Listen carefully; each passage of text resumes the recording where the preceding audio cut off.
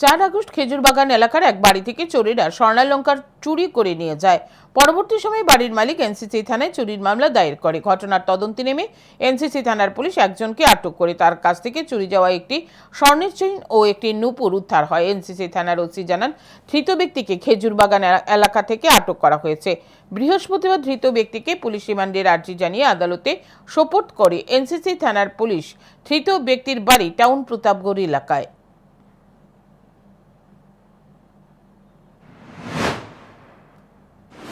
তারিখ রাত্রিবেলা আবিদেবী খেজুরবাগান ওনার ঘর থেকে দুটি স্বর্ণের চেন, লকেট সহ এবং তার যে নূপুর চুরি করে নিয়ে যায়। পরবর্তী সময় আমাদের এখানে একটা কমপ্লেন দেয়। এই কমপ্লেনের ভিত্তিতে আমরা একটা কেস রেজিস্টার করি, NCCPS case number 53/2026 under section 331 clause 4 and 305 ক্লজে BNS এই দ্বারা আমরা একটা মামলা নিই এবং তদন্ত করতে গিয়ে আমরা একজন লোককে আটক করি এবং তার কাছ থেকে আমরা যে স্বর্ণের চেন এবং একটা নূপুর আমরা উদ্ধার করতে সক্ষম হয়েছি।